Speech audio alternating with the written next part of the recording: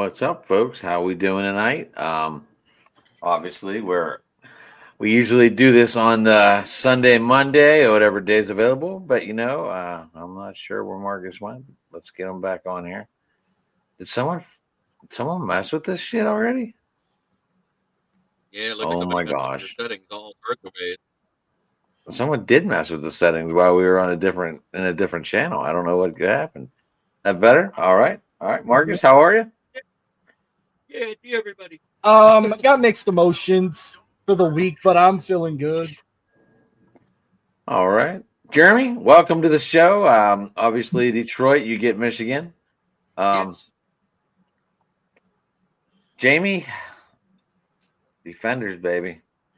I know, and I freaking picked the Battlehawks. I mean, but to be fair though, I bet you a lot of people lost that one because it was at the Dome, Cacaw. So, but the We Beer all Snake lost that one. Cacaw. We all lost The that one. Battlehawks are the Battlehawks a fraud, or was that a bad game? I think it was just a bad game. DC's good too. I'm gonna say bad game too. Yeah, DC is the only undefeated team right now, right? Yep. Yep. 3-0. Arlington. Wait. No, Arlington's not undefeated, but they're a hot team right now too. They should have been undefeated if it wasn't for that blunder in the fourth quarter where they intercepted it, and then Skip Holtz challenged this guy, and then he was offsides, and then they lost, and that led to them getting the ball back and getting a game-winning touchdown. And we now went from 3 winless teams to 2. Yeah. My team has interception problems, and then they get returned for pick six. I love how the minute I turned the TV off, the pick six happened. I had to go on Twitter to see it because I was watching a dumpster fire when I got to the hotel. Bless you. Thank you. We were trailing when I turned it off. And then next thing you know, I get an alert, pick six. I'm like, what the fuck? Why do I miss the good shit every time? That's why I can't take this team seriously right now. Well, Jamie, you also mentioned that Wade Phillips was in bad shape. And he did finally step down because of health reasons. He did step down, but there was a video catching him dancing at a club, though, after he got fired. So I don't know what that was all about. My coach stepped down yesterday as well. Ken Wisenhunt stepped down. Jim Turner will be filling in as the intermediate coach. Again. And this is going to change the whole philosophy of this team again. So we went from a passing coach to a running coach to a passing coach, and now we're back to a running coach. My coach gets to keep his job another week.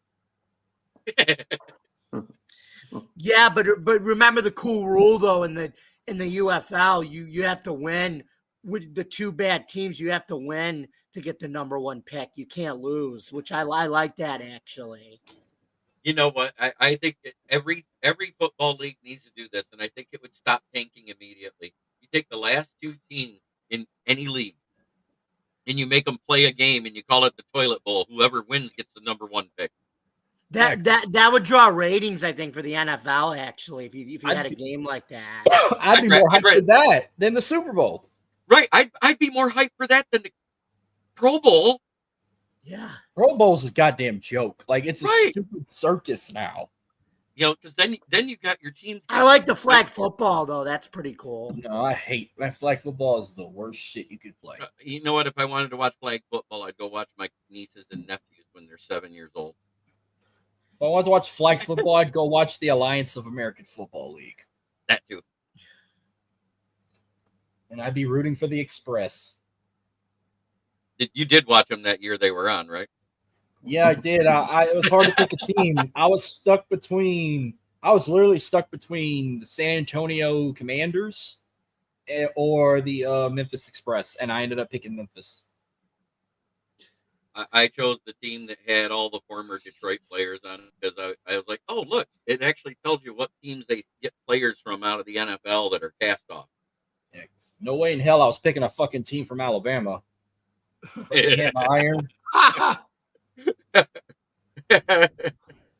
I was riding in on the Apollos because they had a good coach, but I was like, nope, I'm either picking a team from Texas or a team from the South, and I'm like, I'm hopping on the Express, and they were the worst team in the fucking league until they finally won a game like week 6 or 7.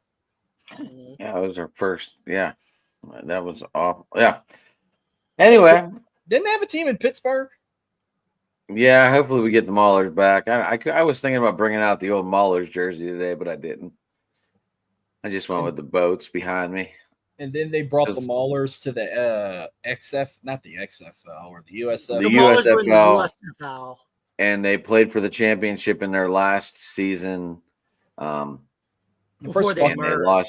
they Their lost to the Stallions. Their first fuck up was when they brought them, their colors were orange and purple. I think there should be a law. If you're going to be a professional team in Pittsburgh, it's black and yellow all the way. They changed it Okay, to black all and right. yellow in their second season. All right, so let me give you my thoughts on why they were blue and orange and purple, whatever. So the Bartolo owned the team, owned the Maulers.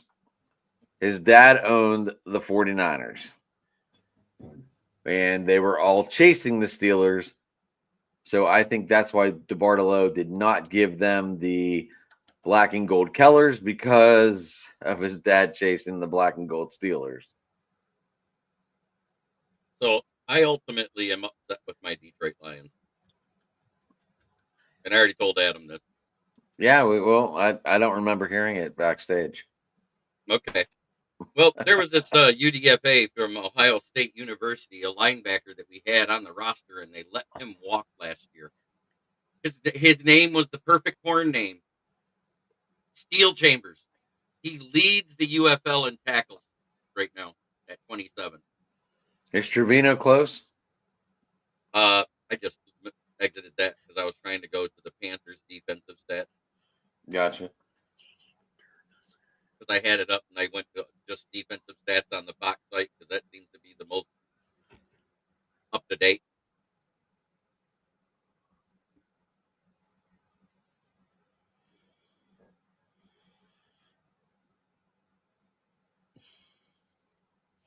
We should propose that to Roger Goodell. The No, second place is actually on the Michigan Panthers because Steel Really? Chambers plays for the Memphis Showboat. It's Frank Ginda. He's our leader, and there's 2 Nakoas on the Michigan roster now. There's Kai, the safety, and then there's Sayosa, the receiver. Gotcha. I think that's pretty amazing that they got 2 Nakoas, one on each side of the ball on the same team. So Marcus, I'm going to ask you because you were at a softball playoff game today. Did they win? Yeah, they won 15-0, and they got a long 3 innings. That's why I'm home now. It finished in 3 innings. 10-run rule, right? 15-run rule in 3 innings. Mm. Yep. I believe it's because I played softball in the old USSA, United States Softball Association. This is the LHSAA, the Louisiana High School Athletic Association. My youngest sibling, I'm my age. My parents don't stop fucking. My youngest sibling is 17 and she's in high school playing softball. So I went watch her, and they ended it in 3 innings. And I said, "Good, I'm going home and do this shit. I don't want to sit in my truck here with the AC blowing in the background, interrupting my conversation. And I can actually pull up stats from the game instead of having to black my screen out to find what I'm looking for." So this was a blessing from God to finish the game in 3 innings and get to come home and do it in my original comfort zone with you guys. I'm saying when I played softball, it was an adult, and all of the high school stuff is based off of the bigger federal, the United States version. Oh, and first inning, if you went over 25 runs in the first inning, that was a mercy. Then it was 20 in the second, then 15, and then it didn't change till you got, I think it was the 5th inning, and then it was anything over 10. And that was throughout the rest of the game. They usually played 7 innings in softball. Only softball I played and it was alumni tournaments, and we would get shit-faced drunk in the dugout, and I was hitting dingers out the park. That's how I got started. But you remember when Easton came out with a bat? It was actually a triangular shaped one. It looked like a cricket bat. I was probably held using it a right. I was But it probably using a Great bat. I Marucci bought bat. one. Well, I picked one up back in. I'm probably a little bit older than you because I'm turning 55 this year. I picked one up Yeah. in '96, one of those triangular bats. And we actually had a good coach. He kept track of statistics and everything and would place the batting order each game off of who performed better. And he would say, dude, I don't know what it is about you and that bat, but you're batting 752 on the season. This was like 30 games in. I was like, I don't even. "Yeah, it's softball." I said, I played baseball in high school. This is easy. The ball Oh. moves at 2 miles per hour instead of 89. I could play defense, but it's like my batting average is probably like fucking 280 or something. I don't remember. That was fucking 15 plus years ago. Right. Yeah, but I'm also, I was talking about 30 years ago. Oh, I was good infield and outfield, catching pop flies or fast balls, but I couldn't hit worth a shit. But what it was, I was Gotcha. a place hitter. I wasn't a power hitter. I was the football and track star. I was a football player and the track star in the family, but I did play baseball. But I wasn't my older brother. My older brother was a beast at that. First baseman and hitting dingers all the time. Reminded me of Gus from Benchwarmers, except he played first, not a pitcher. So, All right. through all the defensive stats of the Michigan Panthers, there's only one guy that doesn't have a stat. And if I remember, he got hurt on like the second play from scrimmage in the first game, and that was Akeem Dent. Jeremy, I told you if you look down there, I talked to Trey I talked to Arnold Tarpley after every game. Right. Like by texting on my That's phone. awesome. That's awesome. Well, Yeah. I could say Roughnecks. Nolan Henderson went 10 for 11, had 80 passing yards, while Anthony Brown went 8 for 15 and had 40 passing yards, completing 53% of his passings, where Nolan completed 90%. Shaquandre White led in rushing. He had 15 carries for 50 yards. His longest was 23. Lorenzo Lingard had 4 carries for 32 yards. Anthony Brown did 21 yards in rushing. Nolan Henderson had 15 in rushing. And then in receiving, Zakondre White had 3 receptions for 28 yards. Justin Hall had 5 for 22. Lawrence Keys had 3 for 20. Just to name a few. On defense, I will say Marvin Moody led in tackles. He had 7 solo. He had 1 tackle for a loss. 9 total tackles in the game. The only sack they had all game was Deshaun Bauer. 1 damn sack the whole game. But the pick 6, even though I missed it, I think that was Emery that caught the pick 6. Then they did throw another interception, but it wasn't a pick 6. Like he caught it damn near. He almost went out of bounds when he caught it, but he like did that roll catch where like you catch it and then you just rolled in the ground and the whistle blows. Right. I thought it was back-to-back picks. I didn't realize no, the second one was just an interception, but a miracle win. And what the hell was that final play? I hate that hot potato shit they do. Like I was worried Memphis was gonna fucking score. And then I'd have really been upset. That should have been another sack for you guys because that was a sack, unless they don't count the 2-point conversion No, records. They didn't. But there was a sack. But All right. like it was 8-3 when I turned the game off. Like it was in the second quarter. And then next thing you know, not even 10 minutes go by, I got the alert about the pick 6. And I'm like, well, are you shitting me? I turned the game back on. Y'all scored, but I think it was a tight. I don't know if it was 18-17 yet, but like I watched a couple more plays before we went to our basketball tournament, and I just waited till I watched what I could in the truck.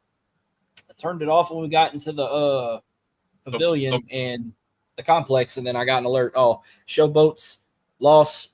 Roughnecks got their first win of the season 18-17, and I'm like, that was a shit game, but they got the win. I'll take the win, but they need to work on that shit before they get Hey, ready for the Marcus. Stallions. When you get that type of notification and you're thinking about and you're actually rooting for the other team to win because you want them to keep up their win streak, and you see that happen and the fact you missed the play, is this the sound you hear in your head?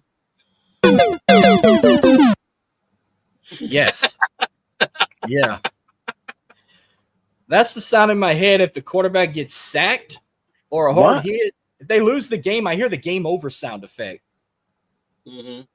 I'm so like I want to cheat, but I cannot remember who Anthony McFarland played for. Who the fuck did he play for? The Steelers. Steelers and also the Bucks, right? The Buccaneers. Yeah. Okay, because like some of these NFL players are starting to play like former NFL players, and it shows. I don't know if you guys have picked up on this, but there's very few. I feel like I'm watching a JV game where varsity kind of got sent down because they didn't make the team. No, so when I get them notifications, it's not from the ESPN app. No, they only have that app to check scores and standings. I get the report alerts from the Fox app. Right. Because Fox is actually the main channel that carries the UFL. Yeah. So if it's not on ABC or if you're lucky ESPN, it's usually Fox and FS1, which I mean, I hope my boats stick with Troy Williams. EJ Perry just looked like he was falling apart. Mhm. I hope whoever has Kellen Mond fires him into the sun. yeah.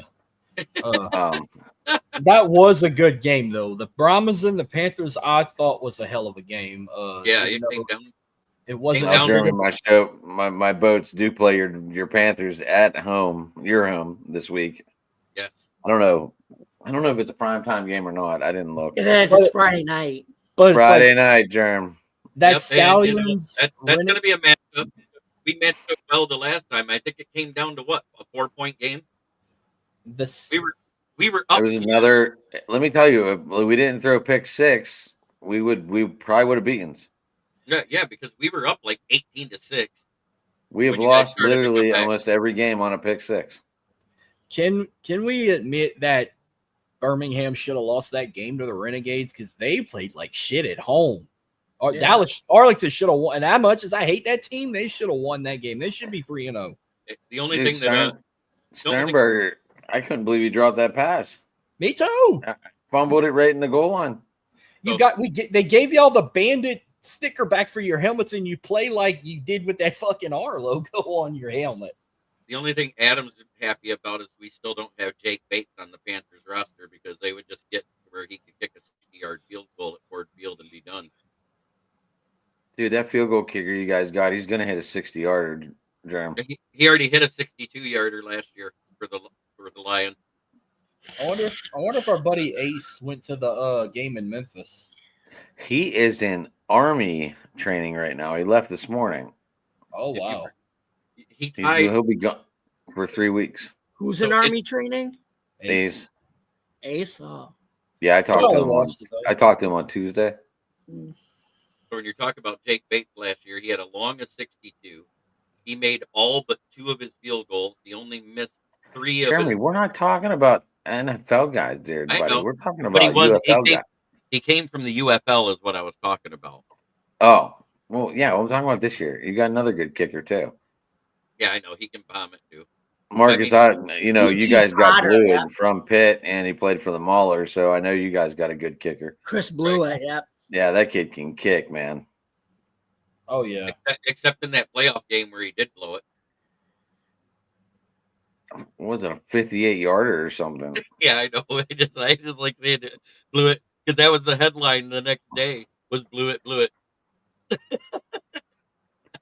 The Stallions just outplayed us in that game, Jeremy. I was there. I know. I was just saying, but when he missed that 58-yarder, that was the headline on the article that I read. Right. Yeah, I thought Tarpley had a nice fumble recovery, but the guy was rolled down. I did see that. He still had 8 tackles, 8 or 7 solo tackles by himself. So that's pretty good for a cornerback. So at 3 weeks in for the Panthers, Frank Ginda is our leading tackler. Second is Kai Nakua. So you got Frank 25 Engel's a by beast. Frank Ginda, and you got 23 already by Nakua at the safety position, which tells me the front line isn't doing its job on stopping the run as well because you got way too much in your second level and your third level with tackles. You know what I'm saying? I'm down 10. I'm down 10. Marcus, I'm in the fantasy hockey championship game and it ends tonight. Hey, can we just go ahead and start an intervention for me? Who wants to start? What this are we off? what are we interventing with you tonight, sir? I need to stay the fuck away from FanDuel. I still keep losing. Hey, Yeah, I think it's one of called my 1-8. favorite I think it's called 1-800 gamblers. Oh, I'm not betting hundreds of dollars. I'm betting like $1 or $5 on these parlays. Is this your And I Eagles? Is this still the can't Eagles? win Is that shit. the Eagles? Packers. No. That's my Packers fan that watches. Packers and all the brothers are Bears. Yeah, 8 brothers, and they're all Bears And fans. He's the only one with the Caleb number Williams intelligence. saying I'm not going to be friends with anyone in the NFL because I want to keep it competitive. Yeah. Idiot. What a joke. What a joke. Man, if I don't know what y'all did on open mic night. I figured y'all did a fantasy draft again or something, but I had a topic I wanted to bring up, but I didn't know if y'all were doing fantasy drafts again. Our host is finally here. Oh, welcome back. What's up, guys? What's up, Evan? We got good internet tonight, buddy? Hopefully. That's Hopefully all you I have good internet for Tuesday. I sent you your teams. Don't mention them. You switched to Oh, yeah. cricket since Tuesday, right? Tuesday, draft day. So I'm starting up on the go. The 27th after the NFL draft. My debut episode. I'm recapping the draft. No, man. I'm excited. New show is always good. I'm Yeah. excited. I'm excited for this 18 hours of WrestleMania. Oh, I'm I'm excited for just the 8 hours. I ain't talking about that fucking 2 hour kickoff or 3 hour kickoff and the 2 hour post show. Fuck that shit. No. Yeah, I'm the same way, Mark. Yeah. I was being very I sarcastic. figured I'd give it time to start. If the intro's not ready, I'm gonna just go ahead and start it after the NFL draft. All right, Evan, how are you, buddy? What's going on down there? Up there, I guess. You mean over there? Because you next. You're Well, up. never mind. Anyway, you're I'm you're doing- up. You're up by the lake. Yeah, he's down there to me. He's next to there to you. It's up there to me. oh yeah, I mean it's cool. It was nice little weather today.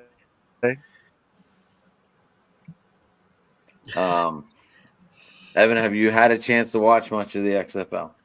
I mean, yeah, US, whatever. UFL.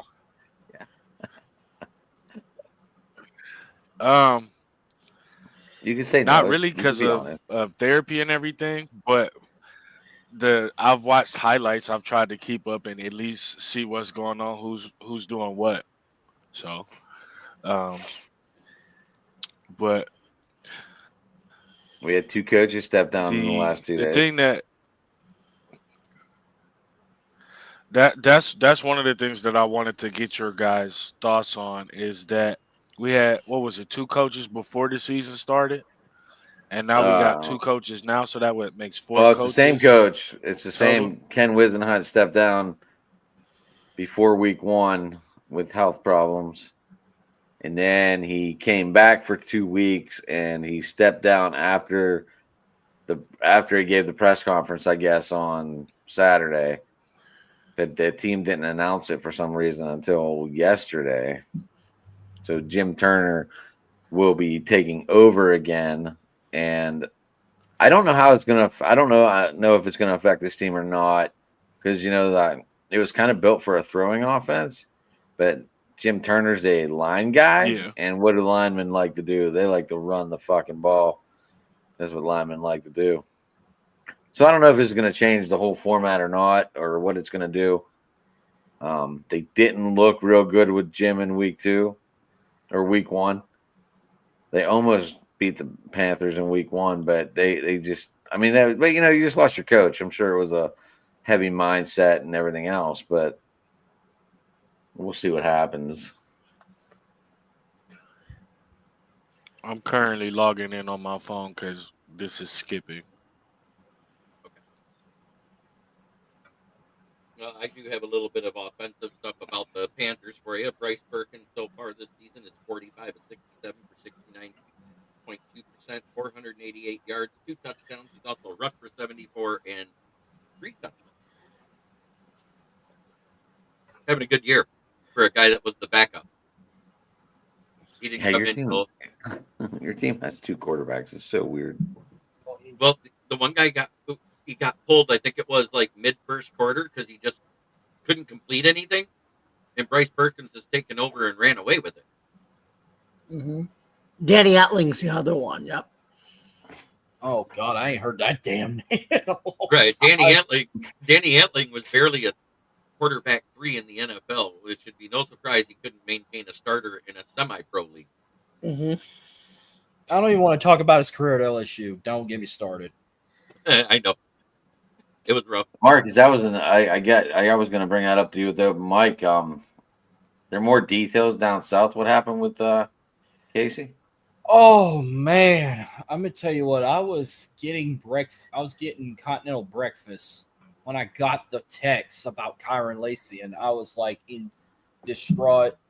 I knew he had some mental health issues when he killed that guy in that wreck, but I didn't think he was at fault because he wasn't intoxicated. He just made one simple mistake merging on the highway, so he wasn't intoxicated, so you can't blame him for that. But people are going to bash him, and I think he was getting a lot of criticism about his trial coming up.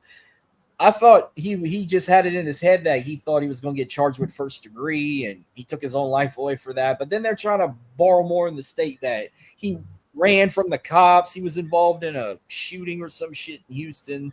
He was in a police chase. Like, I heard all kind of sorts of shit from different news stations from Houston to Baton Rouge, and I didn't know what to believe. And just the whole state's in distraught. Brian Kelly even went visit his family down in Thibodaux, Louisiana, and he made his comments about Kyron Lacey, about how hell of a player he was. He was the reason why they won that game in overtime against Ole Miss. That catch where that Ole Miss player ended up upside down in the end zone, that iconic shot.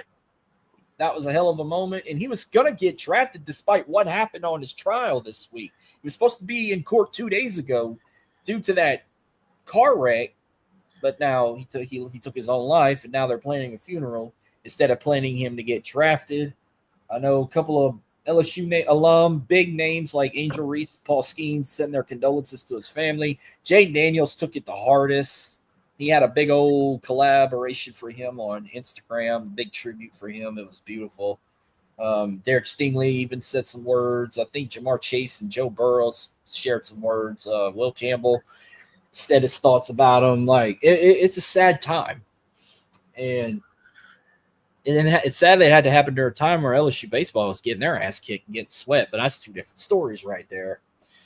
But it's now been a good week for LSU alone, besides finally winning a baseball game the other day and ending McNeese's 14-game win streak. But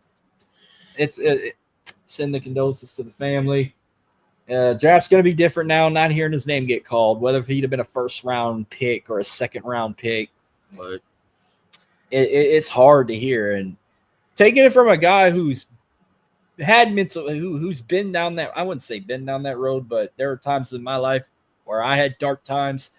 I had mental health issues and I had suicide on my mind, but I've fixed myself for that. I'm gonna just say it in a perspective way. If you're bullying somebody who's got mental issues, leave them the fuck alone, please. They go through enough shit in their life. They don't need anything worse to make their life worse than it is and want to take their own life away. Like, if you have problems, talk to somebody. Hell, my DMs are always open if somebody's going through dark times or got mental issues. So that's all I got. I just didn't get your thoughts on it, and I just wanted to know. Yeah, I was hurt. It was heartbroken. I was just leaving Duck Commander when it happened because I was up north. I went past by a duck commander and I got back to the hotel and I got the text about Kyron Lacey. And as soon as I jumped on Facebook, that was the first thing I saw. Breaking news: Kyron Lacey was found dead, maybe suicide. And I'm like, oh my god, horrible. Fucking fly. So, Jamie, what were your thoughts about the game this weekend? Obviously, you didn't even pick your own team to win. Not a lot of confidence in them, but they pulled the. I'm not even going to call it an upset because they were both undefeated going into that. They game. were, and shout out to Greg Williams' son Blake Williams for calling his an excellent debut as defensive coordinator. For those who don't know, Greg Williams stepped down because he went and took the defensive coordinating job at Tennessee State to follow the departed defenders coach Reggie Barlow there. So his son Blake took over, and it was the same. And he ran his dad's style. What separates see, Greg is a more old school, belligerent type of coach. But he wants you to play hard. And Blake is more of a millennial type. He looks like his dad. He wants you to play hard, but he's not as belligerent. So Marcus knows about Greg Williams. Mm-hmm. But no, I gotta get y'all take on this. Like, I know y'all been saying about Shadir Sanders, maybe could be a New Orleans Saint. But with what I read the other day, I don't even know if I fucking want this guy. They're retiring his number at Colorado with Travis Hunter. Why? They didn't even retire Cordell Stewart's number, Charles Johnson number. How are you not going to retire? I understand Travis Hunter. You won the Heisman Trophy. Yes, retire his number. I think that should be like an automatic retirement. Like, you win the Heisman, retire the guy's number. Why? He finished 8th. He was 13-12. I'm sorry. I don't understand this move. You lost the fucking Alamo Bowl to who I don't remember who they lost to. You lost the fucking Alamo Bowl when y'all swore y'all were going to the college football playoffs. He's only in it because his daddy, Dion, and they're like, but he brought money to the community. Anybody can bring money to a school. I don't know if I want him on this team anymore because I don't want him to go come into the Saints category. If he wears number 2 and he going to be like, fuck Aaron Brooks, I want number 2 to be retired. Hell, Travis Hunter is already saying he's going to quit. I don't know if that was true. Travis Hunter says he was going to quit the NFL if they don't let him play both sides of the ball, if they make him pick one position, which I'm the kid in the car seat. A bullshit. That's me. When I saw that, Travis ain't going to quit shit. He's just getting attention. We don't have. I think Indians are taking Jackson Dart, but that's just me. I wouldn't mind. I mean, if we get Shadir, fine. I'm happy about it. But Jackson Dart, I'll be happy for that too. He's a badass quarterback. And coming from a rival school, awfully quiet, buddy. I was just waiting. I was waiting my time. Y'all were having a conversation. I don't like interrupting because I don't like to be interrupted. No, I had another rant. That's what all I had. I know. So I waited for you to get done, but I think right now that the two guys that are actually the stars of our team are our return guys, Devin Ross and Matt Colburn, second. Because Devin Ross, he has 311 kick return yards on 10 returns. That's 31 yards on average. He has I think he's either second or third in the he almost broke that one. He almost broke that one for the house on the highlights from what I saw. Yep. I don't have ESPN, so I have trouble watching games. And I don't know about you guys, but if anyone tried to listen on the radio, like Sirius radio, oh, it's awful. Do these guys call games? I'm like, I get so lost. Like, if you're a radio announcer, you are supposed to tell the game, explain what's going on, the score. And they just don't have it.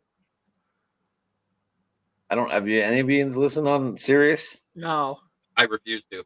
I got rid of Sirius. Joey Uso, our Eagles fan, he's the champ of the NFL. So, hi Joey, good to see you. But anyways, I still say that those guys, because Matt Coburn is averaging over 10 yards per return, and punt return. He also does some of the rushing. He also does a little bit of the receiving. He's a little bit of an all-purpose back. He has like 146 all-purpose yards through 3 games, which isn't bad. But when you're talking 365 all-purpose games through 3 games, that's a little different.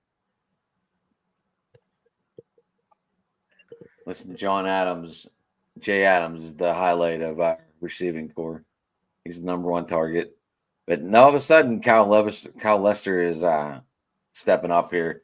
He's becoming a good target for these quarterbacks too over the last couple games. Jamie, you're being quiet about your defenders. I don't know what's going on up there. Would you quit watching the Sabres? No, I didn't. I watched them tonight. They won 5-4. Good, it's over. Well, Lindy's coming back. They already said Lindy's coming back for his second year, and Kevin Adams is coming back. Everybody else can be upset about it. I'm not. It's about continuity, even when you're on a 14-year playoff drought. So This is going to be cool. It's 607 to 619. Back down 12. anyway, but that we'll save that talk for after the show. Back to the UFL.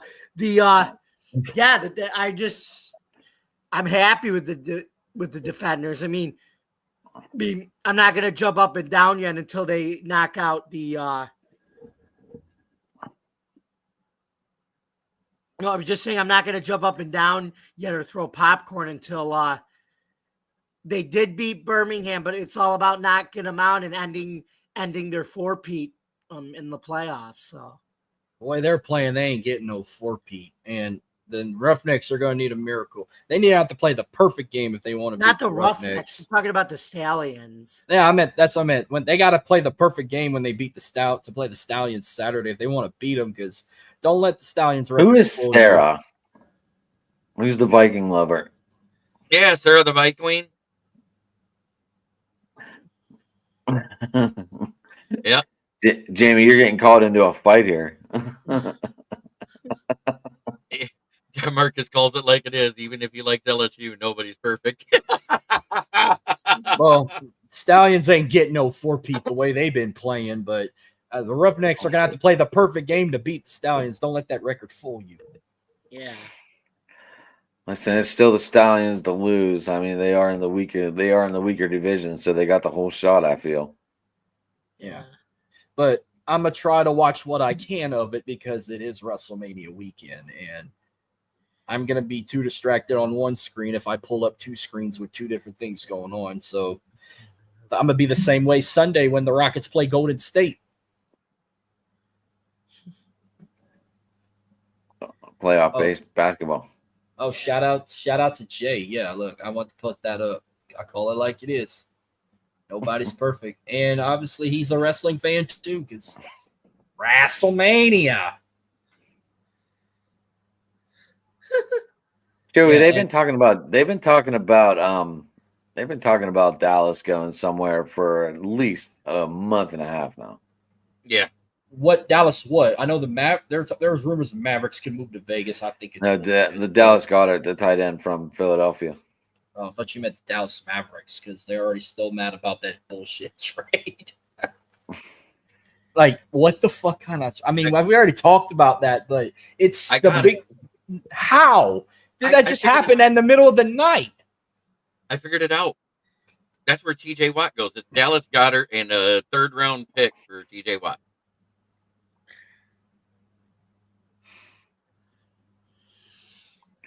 TJ Watt There's is been not going to rumors go that for Dallas Goddard is not going to get TJ Watt without a 1st-round pick. I'm just playing anyways. And that would be pick number 32. We'd be dumb to move back. Joey was like, no, I don't want that at all. Oh, Joey's our Philly guy. Yeah. He put up the puke emoji. I forgot Joey was on our show very, very late night one night after everyone left. Right. We went on for like another hour. Luka will sign another $385 Right. He's gonna be so rich. Yeah, I want to call this breaking news. They just posted this 47 minutes ago. Ryan Ramczyk announced his retirement from the NFL. Oh. He was an assistant coach, right? No, he was a player for the Saints. Oh, He okay. was a tackle. Oh, okay. Breaking news. They don't even say breaking news. It just starts with 3-time All-Pro Ryan Ramczyk announces retirement from the NFL. That's what the Saints posted. Speaking of retirement, what shall take on Lee Corso retire from College Game Day? I knew this was going Not to turn into so open night. fast. Really? He is 90. He is 90 years old. Fixing I to think turn Pat 90. McAfee's going to take over the mascot picks. Not that. No. Pat's already on fucking enough cocaine. Can't see him putting on headgear. But how that fitting Lee is it? Corso was the same way, putting on headgear. He's gonna do one last episode, the week 1 of this season, Yep. and sure enough, it's gonna be in Columbus. College Game Day is going to Ohio State for his final pick because he started with Brutus, and I feel like he's gonna end with Brutus because Game Day is going to Columbus for Ohio State versus Texas, and not Clemson for Clemson LSU. And I'm glad because I'm not gonna be surprised if LSU loses 5 straight week 1 losses. And the Wait, fourth so under Ohio Ron State Kelly. opens up with Texas? Yep. Wow. Oh, it's my What boy a- Joseph Austin in the chat too. Good to see you, brother. Anyway, back to the What an UFL. opening statement match right Wait. then and there. Wait. I'm gonna show you some of the biggest week 1 matches for Marcus, fucking week 1. Marcus, you got one heard in it. there. What's I heard wrong it. with cocaine? It makes you want to have white lines after that. I do White cocaine. lines blow away. Wait, here's some No, White of it's that horse, white baby. line. Don't you know what song you listen to after that? It's Blurred Lines by Robin Thicke. Yeah. I thought it was Goodbye Horses. Oh, I thought it was Aerosmith. My face getting clear. That's a good one. But no, but like they got Alabama, Florida State, Oh, look LSU, at that. Cocaine's a hell of a Clemson, drug, Joey. That was Rick James who said Tennessee, that. and Syracuse, Texas, Ohio State, Utah, UCLA. Trying to see what else is some big games week 1. Notre Dame and Miami, South Carolina, Virginia Tech, TCU, North Carolina. I remember they've been talking about Bill Belichick first game as a coach against TCU. All right, this is way off fucking topic, but Back do to you the feel the NCAA is not afraid now to set up these big games in the part of the season because they now know that one loss is not going to lose all these teams? No, Yes. Yes. you can go to the playoffs with 3. Just don't lose more than 3 games. That's what I mean. Like, do you feel that the NCAA is now setting up these bigger games Well, it's more Labor Day often weekend. It's Labor Day because weekend. of the playoffs? They're trying to draw.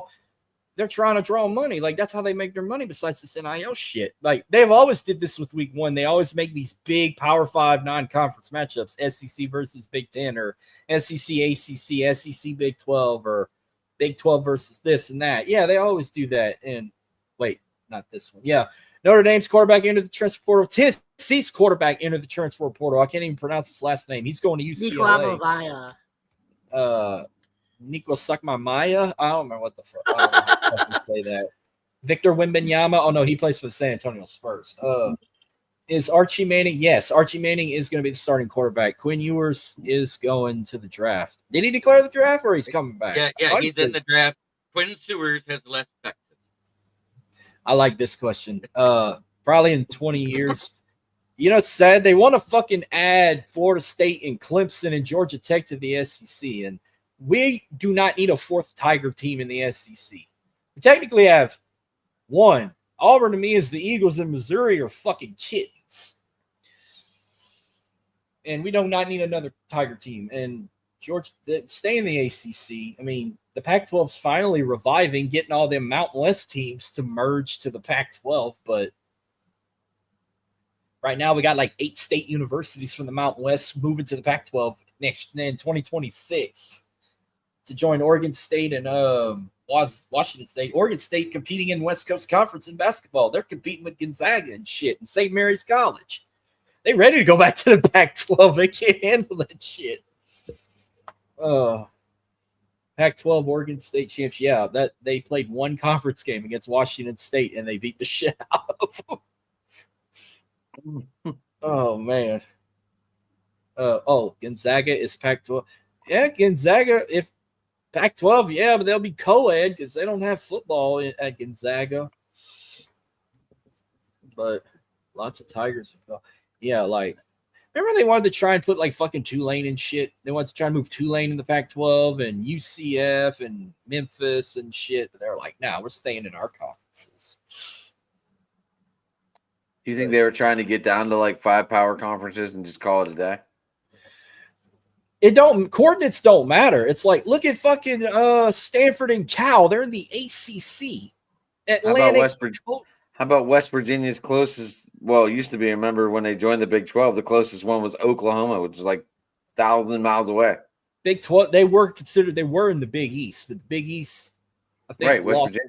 But I'm just saying when they moved to the Big 12, their closest rival in the school section was like 1,000 miles away. That was like back in 2011. I didn't know what the fuck they were thinking. Like you couldn't have fit West Virginia in the ACC at least. You had to get them to make majority trips to Texas and Oklahoma in the Midwest. West Virginia would have been back with Syracuse in the ACC. They'd have been perfect in the ACC because now the Big East is basically strictly college basketball. Yeah. Right, but but football makes all the money. That's why all the Big East schools left and went to the ACC. Gee, that would be too complicated to do that. UConn's the only school in the Big East with a football team. Everybody else, they're an independent in football, though. That's why. Yeah, they're like fucking Notre Dame. I'll give you my hot take opinion on this. And it happened as soon as NIL became legal. Look, I think it's bad. They're making more money than the NFL players. Okay. They're getting more benefits. It's good because, like, I'm all for college players profiting off their name, image, and likeness. It's capitalism, and it's bad because of the Nico Emalavea situation. But it's also good because the coaches can tell them to kick rocks and go somewhere else if they're more worried about money than they are about the team. So I see it 50-50. All right, let me get my thought out before it goes out again. That's what happens when we get old. As soon as the NIL came out, I said within 10 years, there will be no more NCAA governing body because it'll create the power conferences and they're going to form their own union and cut them out. That is where it's headed.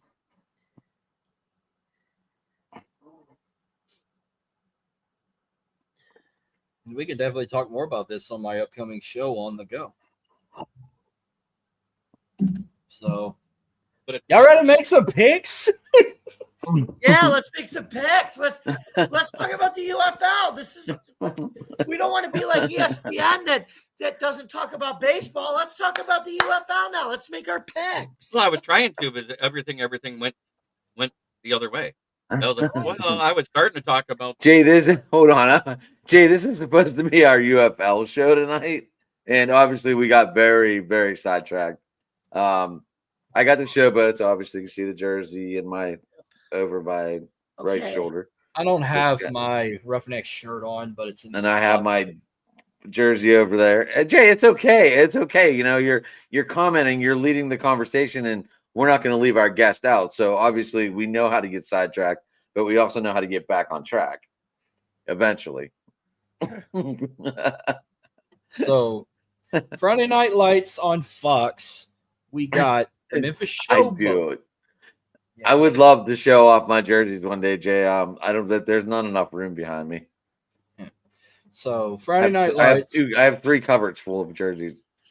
So I guess Evan ain't coming back. I had him put down in case he wants to make picks, but I guess He's gone. I don't know where he was trying to log in on his phone, and I don't know what happened. I'll leave him on the board in case he pops back up. But Friday Night Lights on Fox, we got the Memphis Showboats, Michigan Panthers. Since it's Adam's team, he picks first, then Jamie, Jeremy, and I'll go last. So, Well, are y'all gonna this is follow?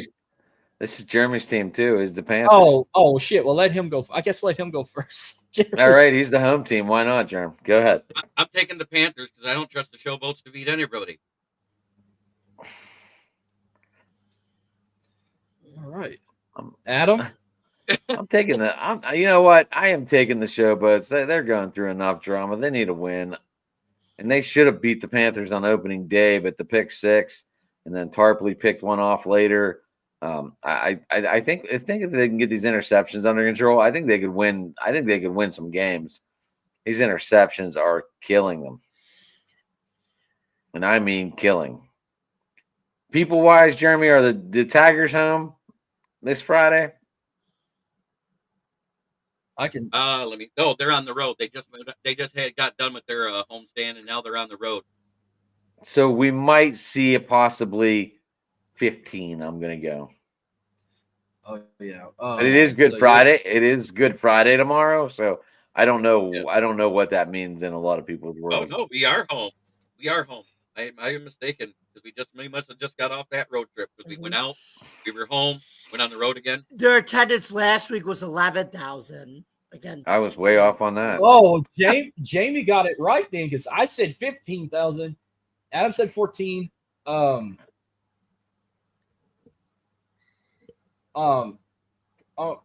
was last week? Oh, Ace said 9,000. So Jamie got that one right. Nice. So it's Royals. Way to go, Jamie. Woo! Yeah, we call it. We do attendance. Try and guess too. I'm going to say 8,500. 8,500. Yeah, for the Panthers Showboat game. Oh my gosh. So Marcus, back to your gambling issues. Just to let you know, on the radio on 81 or 83, whatever channel the game's on, they talk about the over under retardedly. Oh, wait, are we doing it? I do have to know that. Are we picking these against the spread? I don't give a shit. You pick Straight out you up. want. Thank Money God. line. Just think money line. If you I got love money line. FanDuel on Straight the up. money line. Straight up.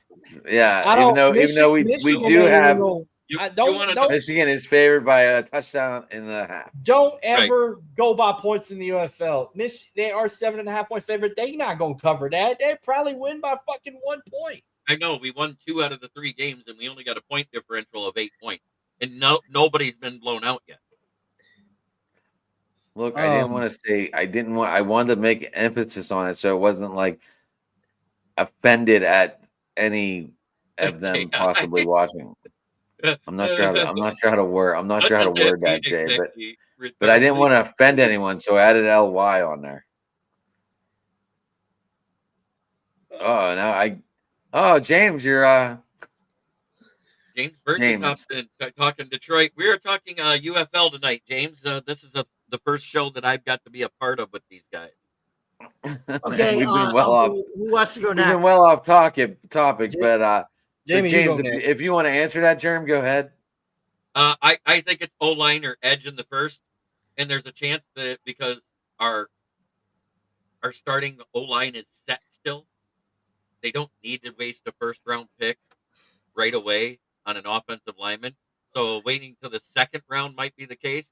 Unless all the good edge players that are first-round ranked are gone, I would not mind if they grabbed Tate Rutledge because it wouldn't be that much of a reach. He's considered an early second-rounder at pick 28. Jamie. Jay, Marcus, go ahead. Tell him your show and what you'll be doing, because Jay seems to be thinking that I don't know. Yeah, I don't know how to word all that. On the go, but it's spelt like Louisiana, GEAUX. I'm going to be covering mainly teams from Houston and New Orleans. When I mean Houston, teams from the Astros, the Rockets, the Texans, the Roughnecks, the Houston Dynamo, and UH. Might bring up Rice every once in a while. Cover all the New Orleans teams from the Saints. Well, there's only 3 fucking teams in New Orleans: the Saints, the Pelicans, Tulane, If I want to throw in Uno, I'm also going to throw in LSU, Raging Cajuns, McNeese, because I'm also covered. I'm not Nate Ludacris or Nate Dogg because I don't have hoes in different area codes, but I'm going to be covering area codes from the 713 to the 504, 225, 337, 318, 409. I don't have hoes. I got teams in different area codes. Okay. And yes, Marcus is also part of the newest show on the channel. I don't even know I don't even know what we're calling it yet. Are we calling it? I thought it was get driving. in. We're talking wrestling. I thought it was driving to the ring. Yeah, we don't know what we're doing. We just know we're talking wrestling.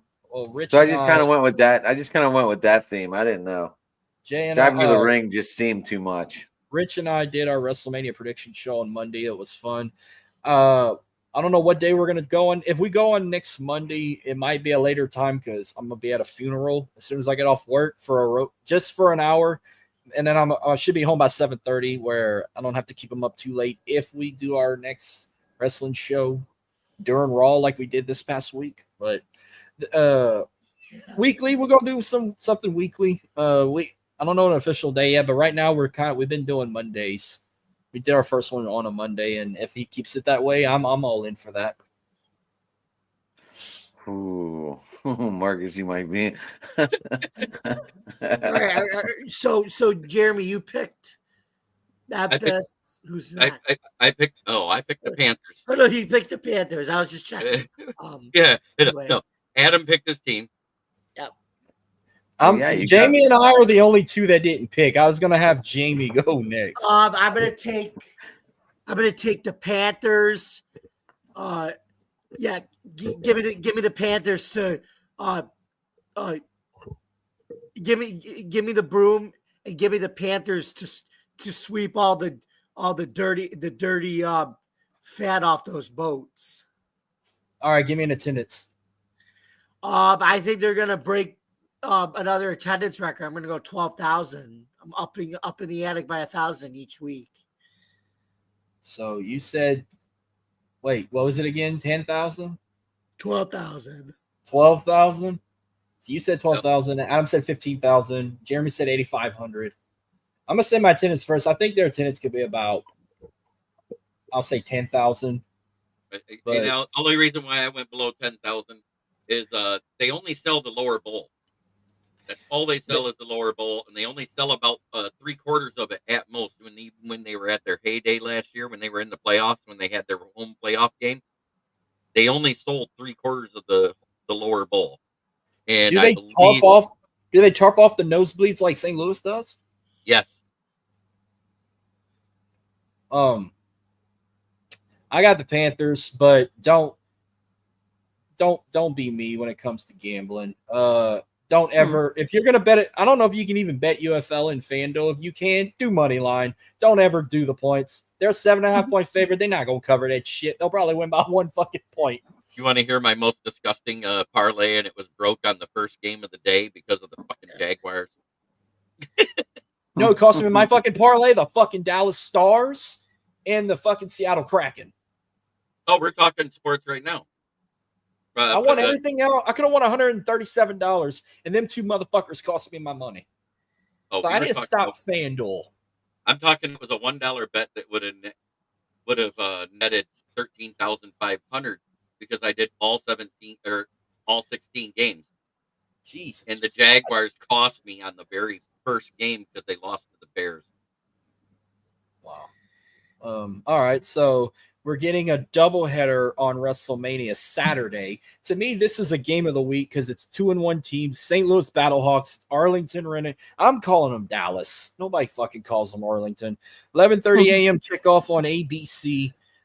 I might check a little bit of this out while I'm watching NXT Stand and Deliver. But can the Battlehawks get some redemption and get back in the win column, or do the Renegades make it 3 in a row? Jeremy. Who is that again? The Battlehawks and the Renegades. Ooh. The DC is the Renegades, right? No, Arlington. No, Arlington. Dallas. Dallas. Arlington, yeah. I refuse to pick a Dallas team in any league. Okay, so you're going with the Lou. Yep. Nelly would approve that. Give me an attendance. Choctaw Stadium, the former ballpark for the Rangers. I'm gonna say 12,000. 12,000 for a different Arlington game. All right. Jamie. You know what? Give me the king of spring, Louis Perez to defeat the Lou and the Arlington Renegades, baby. And I'm gonna say it's gonna be the attendance is gonna be 5,000. All right. Am I the only one thinking? I think the Battlehawks rebound. I think that was a fluke, even though Ace and the boys said, "Are the Battlehawks a fraud?" I did listen a little bit on that show the other day. I'm going Battlehawks, and is this an early game or a late game? 11 a.m. kickoff. Oh my gosh. I'm gonna Eastern- go 8,500. Okay. Well, the fact that it's an 11 a.m. kickoff, remember they had that game with the Roughnecks that damn early, and their attendance was low. So I'm going to say around 2,000 in attendance for a Saturday morning game. And it kills me to say, but I think they pull it off. I'm going with the Renegades. Close. Probably a one possession game, but 1 point to a field goal. Saturday night, if I'm lucky, I'm going to watch this because it's during that time. 6 p.m. kickoff on Fox. The Birmingham Stallions come to H-Town to take on those Houston Roughnecks who finally got a win last week over the Showboats. Can they make it 2 in a row, or do they go back in the L column? Jeremy. Oh, I had people blowing my phone up for a second there. What was the game again? About the show, Jeremy? About the show, or just in general? It's my Lions people, so no. And they're like, "What the fuck are you?" They're like, "What the fuck are you talking Panthers for tonight? What the hell?" Hey, I did talk to Panthers already. I was just what was this game again? The Stallions and the Roughnecks. Stallions. Stallions, okay. Attendance 11,000. Fair enough attendance being in Houston on a Saturday night. Say it again, 11,000? 11,000. Yep, I got it right. All right, Jamie. Give me the Stallions to go 3-1 on the road against Houston, and I think the attendance is going to be 7,000. All right. Jay, remember, we're not playing the lines. We're just playing straight up. I know that's what I'm doing. I know. I was just telling Jay. He keeps giving us the lines. Yeah. Birmingham's. I love the fact given he gives us the lines. That means he's paying attention. I know it's hard, like thinking of Michigan Panthers. I think it's wild that you got the Wolverines, you got the Panthers, and you have the Lions. And then you have Red Wings as hockey and Good evening. Good evening. We must kill the Wolverine. That was the Saturday Night Live skit back, the first Saturday Night Live episode back in the day. First ever episode. That's an interesting stat. Yeah, for an old stadium like that, I'm so glad they went back to the Cage TDECU Stadium. So where they've been playing before. Hopefully the number will increase. But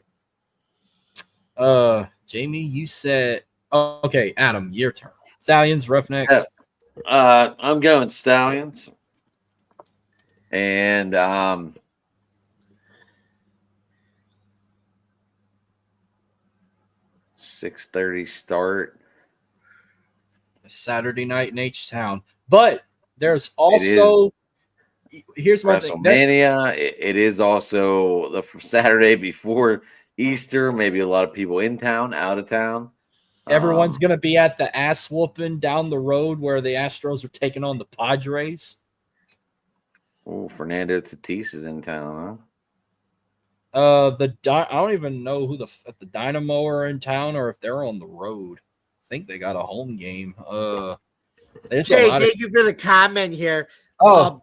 Dynamo's hosting Colorado, so there's a lot of shit going on in Houston this weekend. Thanks for the comment here, Jay. I'm actually older than you. Thanks for the compliment that I look young. I'm actually 28. I do look 18 though. Thank you. And I have a very strong memory.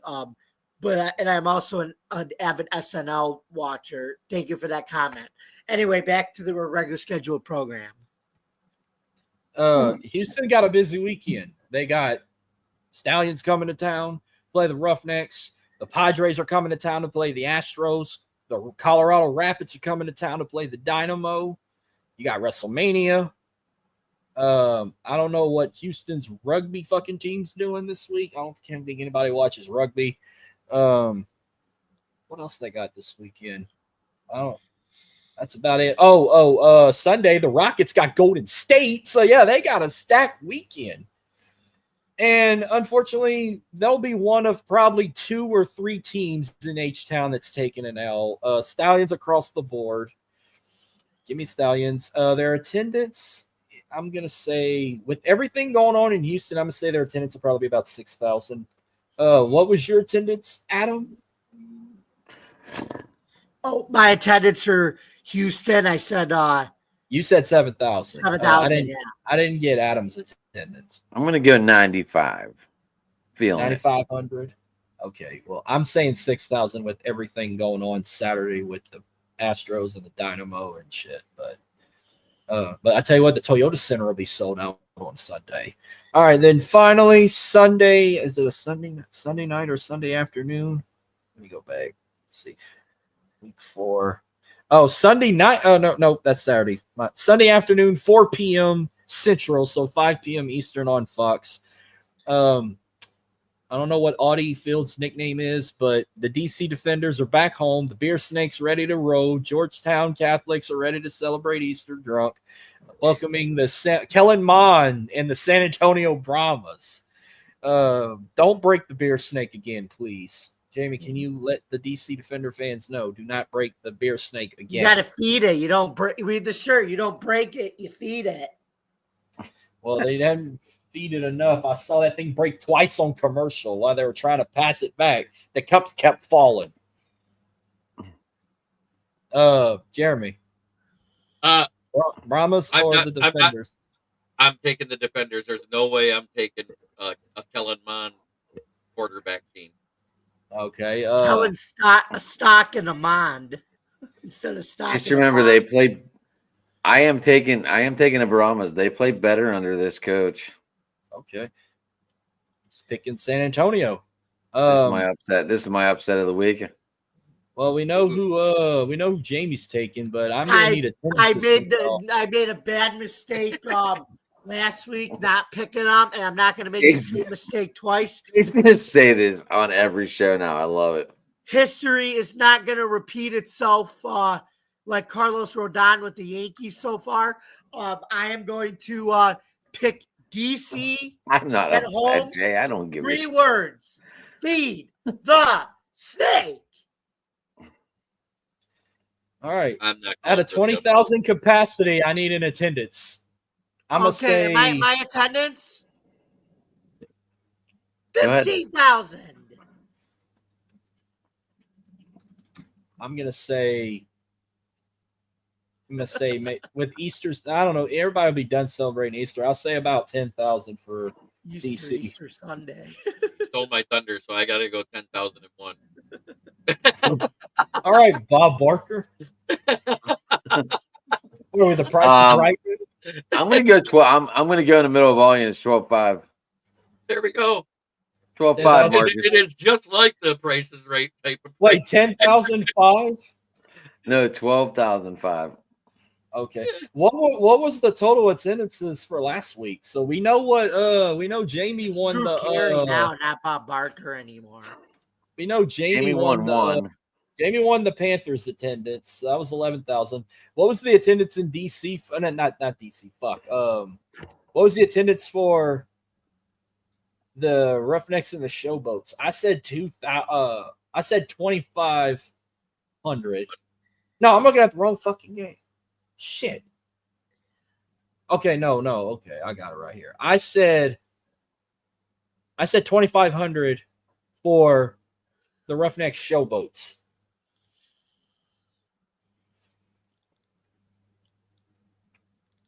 And Adam said 8,000, Jamie said 4,000, and Ace said 4,500. So what was the attendance for the Showboats Roughnecks game? Are y'all looking it up? Let me see. I thought I saw 4,500. I thought I saw that's what I saw. Let me try and go on their page on Facebook and look. Or do you have a better way to look?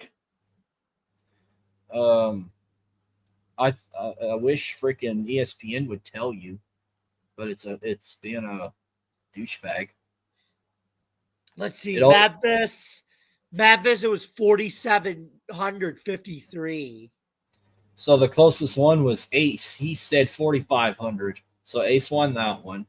Birmingham, it was 10,126. Michigan was 11,013. I got that one. And St. Louis was 30,014.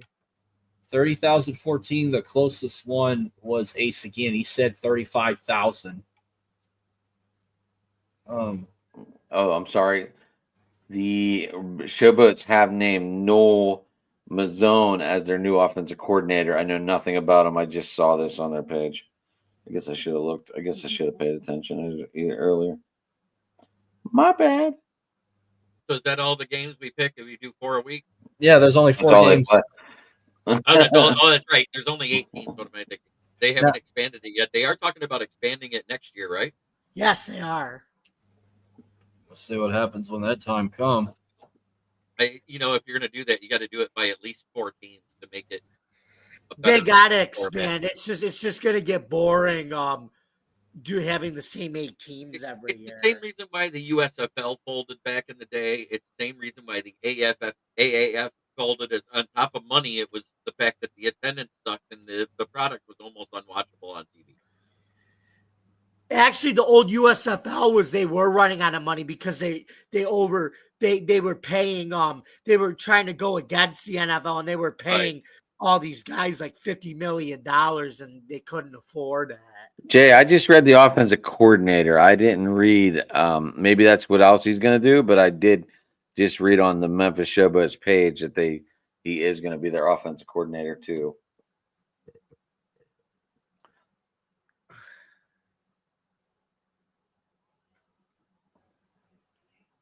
Well,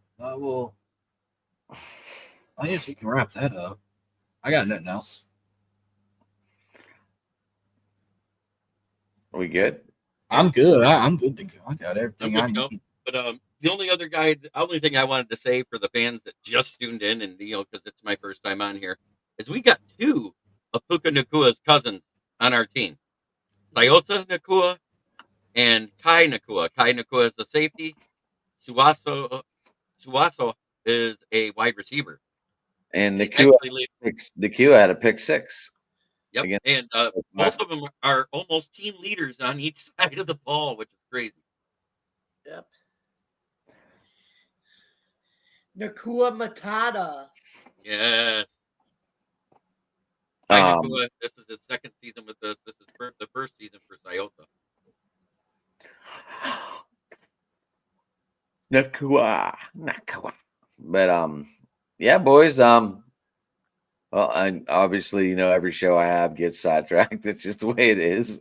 We never stay on point, but we get back to it, and that's all that matters. The comments direct us. Um, Matata. What a wonderful phrase, he says.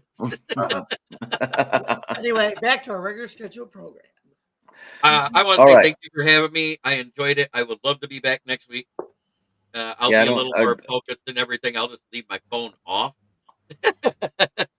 Yeah, it's okay to get sidetracked. It is. It is. It makes it interesting to stay with the guest. Yeah. Adam, a.k.a. Sidetrack. Dude, it's on every show, Jay. There's nothing I can do about it. Yeah, and you know what I want to do? I want to get you a neon sign that you can put over your jerseys back there, and it says "Has attention span of squirrel." I want to get the chalkboard. I want to get the chalkboard like what was the dude? What was Woody Page had on Oh yeah, like around on the around horn? the horn. Yeah, just Yeah. 1 second. No, just 1 second. I got something I gotta grab 'cause this is kind of funny. Well, I'm about to bounce because Marcus, it's fun seeing you again. this was fun, like always. I know y'all kept saying with next week we were doing recapping. I think the Tuesday we were going to recap it during open mic. What's that? It's a picture of dogs reading a football play.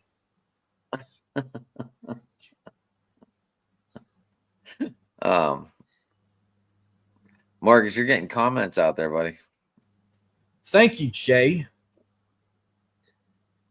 Yeah, if I didn't know better, I'd say the one was a Lions one. And I mean the Detroit Lions. Yeah, I found that shopping, and I picked it up on clearance at one of the like TJ Maxx or Marshalls or some stuff, shit like You that. need to hang that up. You need to hang that up in Yeah, your background. I'm gonna put it right back here because all of this stuff keeps falling. I'm putting spray glue behind it, and then tack a couple nails to help hold up the soundproofing. There you go. Marcus, what belt you got? That's what Jeremy was talking about. Which one? I got The white belt. That's not a white belt. That's the Intercontinental Championship. Oh no, I meant because the leather is white. Yeah, this is the IC title. The WWE Cool. Intercontinental Championship is a white strap, and this is my version of the big gold belt, but it's an LSU championship belt. But the Intercontinental belt that you got there, the Detroit Lions championship belt that looks just like it. It's made just like it, but it has the Lions logo in the middle. Well, I refuse to pay like $400 something for a Saints or an Astros belt, LSU, the actual LSU belt. I had my own made. I got that back in 21, but I want the Wing Eagle. I want Eddie Guerrero's belt. I want Roman's belt. I want all kind of shit. But Jay eyes on you about that LSU stuff. Oh man, Marcus, now your LSU belt's getting torn apart. Yeah, they're $400 a piece for the NFL versions because you're paying for the NFL licensing plus the licensing of a WWE or a WCW. all the or sports whatever else belts belt. are the same price. Even them soccer club belts they just made from the Premier League and all that, or La Liga or Bundesliga, they're all the same price. Yeah, So, I have seen them. If you see them in a retail store because of markup, so they can make money anywhere from $450 to $600. you know, it's sad. When I went to SmackDown in New Orleans, if you buy them at a live event, they're $150 more. Right. You pay more. You pay more to buy them live and in person because you get it right now. Yeah, like LA Knight. It's like, yeah. A Chris Benoit belt. I don't know because I That never. one, for me, it's hard for me to want On to buy eBay, stuff I know no one would buy this belt in the world, but I just found a Dallas Cowboy belt for $129. Well, yeah, that's going to be on clearance because nobody's buying it. There's Even a their own Commanders fans one. are jumping ship to them There's a to Commanders vibrate. one for one. There's a Commanders one for $129 too. Would you have a Chris Benoit belt? I don't know, but I guarantee you someone has one hanging. So here's a funny story. I was bad, drinking with Chris Benoit the night before he went crazy. Really? Tell me more. Yeah, because they had a thing in Pittsburgh, and we were sitting at the bar, and he come in and he sat like we were at the corner, and he sat on the far corner, so no one could get back there because it was like a pinned area. And I was like, let's do shots with him. Let's see if we can do shots with Chris. So that was cool. We only did that's one or bad. two. I don't remember, Broke my but back with that. But didn't he die at his home in Atlanta? He did. yeah, he killed his son, his wife, who was cheating on him left and right, and they always leave that little segment out, and they blame it on CTE and the steroids. Well, Right. I know he. But how he took his life, that's crazy. Yeah, he hung He himself. tied on the his, fucking rope from the equipment and it's just a started Bowflex. pulling. It was a Bowflex. Yeah, and just started like pulling himself up so he would like hang. Did you see his dark side of the ring when Chris Nowinski, who was to be a wrestler, examined his brain, and it was like when they showed the images of it, it was like so fucking small, like a pebble. Like his brain was severely damaged from all them chair shots of the flying headbutts and concussions. So they were saying of CTE. And then the effects of steroids would put the plaque on your brain anyway. It's horrific. Yeah. I remember I was at that pay-per-view. Nowinski. We were supposed to be fighting CM Punk, and John Morrison took his place. Well, guys, I am going to get going. This old man needs to get to bed. Yeah, I'm about to get going too. I got to finish LFG. So I All gotta right, go. Thank you so for having me. real quick before we bounce, how do people get a hold of you, and then we'll bounce? All right. You can get a hold of me on my YouTube channel at Kneecap Biting with Motor City Lions, at Smoking Jeremy B1 on Twitter. You can get a hold of me at Jeremy Ballrick on Facebook, and also at Kneecap Biting with the Motor City Lions on Facebook as my group page. Jamie or Jeremy, you're gonna have to get a red Detroit shirt. I'm going to try to find a Panther. Like shirt Red for you, don't worry Wings? about it. No, for the show, like the Panthers, the burgundy. Oh, the burger. Yeah, I know. Okay. I'm not going to be putting that out much longer because I'll leave it with you and Scott Morganroth, Danny Ebling, and the few people that do have my phone number. That's who's going to have it. Gotcha. Just to let you know, the Boston Scally crew just came out with a majestic rose, and it is exactly the Panthers colors. I didn't order it yet, but I'm thinking about it. Anyway, Marcus, how people get you? I'm on Twitter at MarcusLee337. Follow me on YouTube. Subscribe to me on YouTube. I'm also on Facebook, Instagram. My new show on Drive to the Top Production airs April 27th at 2 p.m. Eastern, 1 p.m. Central. I'm going to recap the NFL draft from my debut episode of On the Go, where I got teams, not hoes, in different area codes from the 713 to the 504, 225, 337, 318, 409, 985. Fuck, I think that's all the area codes I'm covered. But mainly Houston and New Orleans, but I might cover in between. I'll swell from Lake Charles, Lafayette, North Louisiana, Central Louisiana. Jay, one day I will bust out my collection of hats for you to see. Shit. Probably have about as much hats you got. I got fucking too many, and I don't even wear all of them. Oh, Jay throwing a shot. Mark. Look, Louisiana teams are equivalent to hoes. Oh, shit. Wow. Oh, shit. Where is he That from? escalated quickly. He must be from Oregon if he's a Beavers fan. You're Hey, I'm a Oregon? Beaver Are you fan from too, but I'm Oregon? not talking about Oregon State. Where's Jay from? Jay actually lives down near Georgia, I believe. He's talking about But he's Beavers. I originally thought he from was an Oregon. Oregon.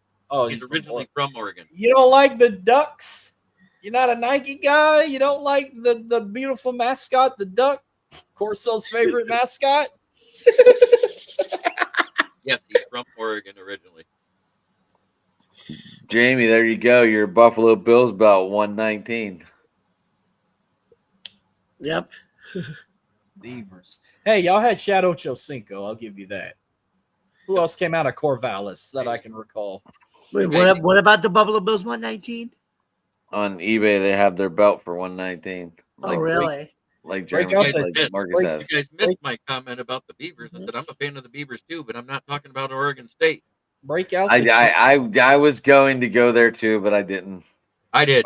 He must be a Timbers fan. If he said break out the chainsaw, he must be a Portland Timbers fan. I have the worst. I have one of the worst. Oh, it's Steven Jackson. MLS. Steven Jackson was Oregon State.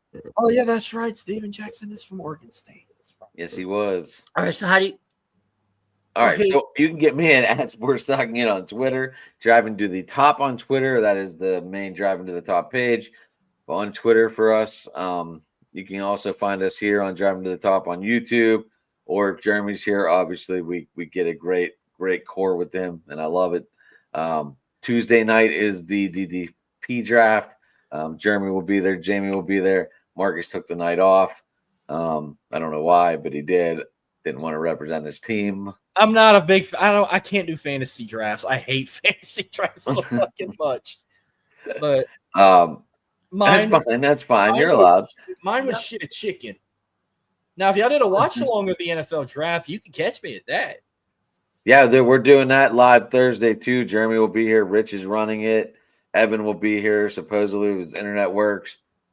I get whatever night off I want. That's not UFL nights or the wrestling night. There's the closing out, and Jamie, shoot us out of here. All right. So the best for last. Anyway, you could follow me, yours truly, Dylan will be here. at Bill's Chat 1, at Bill's Mafia Chat, and also the unbiased journalist at DJ Ducktails on X, theforkball.com, and stadiumrate.com, where I write about all sports. Also, you can follow me at Driving to the Top Productions every Tuesday night. Joe Dalio and I do our Subway conversation chat for baseball with the Yankees and the Mets. We then do open mic night at 9:00 p.m. And as Adam said, we will all be here to do our mock draft leading up to the big event starting Thursday. And don't forget to subscribe to our YouTube channel.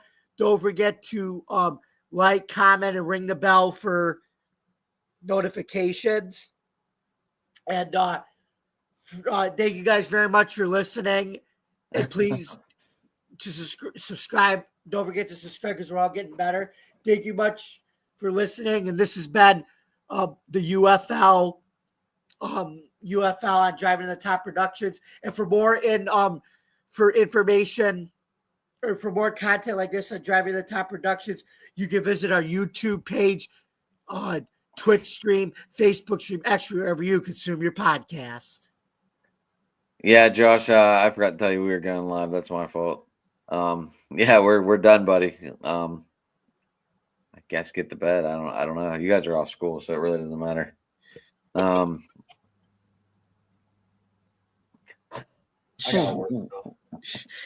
Now you got Jay. Now you got Jay saying this like all the time now, Adam. I mean, wow. Oh, catchphrases, buddy. Catchphrases.